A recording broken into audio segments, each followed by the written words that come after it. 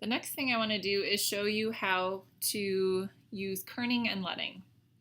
Now, kerning is the spacing between letters. So I'm going to zoom in here. And I'm just going to use a regular type tool.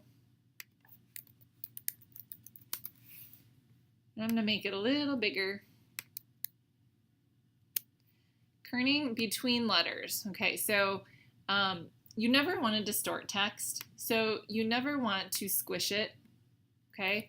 Instead, you can reduce the space between letters. These fonts were created so that they they exist the way they are supposed to exist. Okay, so you don't want to distort them.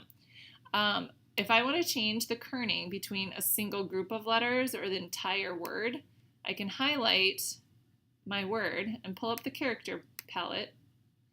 And over here is obviously the size, so it increases the size. And right here, this next to this VA is the kerning. So it's just increasing the spacing between it. You could sit and click all day, or you could start with a number. I always like to start with like 150 and see what that brings me. And it spaces things out. Now I can hit return and type another word.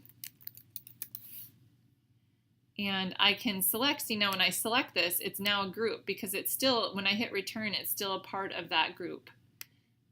But I want to decrease the space between these two lines of text. So it's still not in a text box, but they are grouped together. I can highlight, pretty much grab any letter from the top row all the way down to the bottom. And over here is where you can decrease the spacing, which is called leading between the lines. Okay?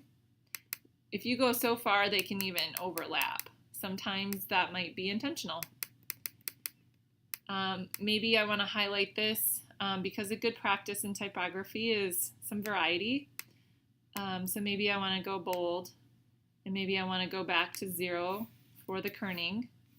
Hit enter. Maybe I want to make it smaller. Maybe I want to take this group and I want to right align it. That's under the Pathfinder, or the paragraph. If I go back down to type, make sure paragraph is checked. Okay, so paragraph styles are right here. I can center it, I can right align it, I can left align it, do whatever you want with that.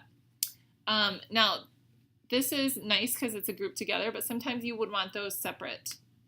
So maybe I wanted to type creativity, is awesome.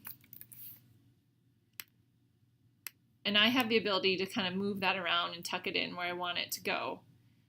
So there's advantages to having it all in their own separate lines, especially when you're overlapping text and you're moving things around and you want those elements to be able to be freely moved.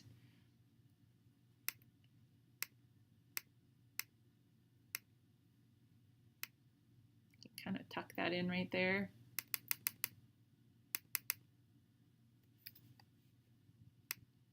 Okay, so that's basically leading and kerning, and you'll use this a lot in design.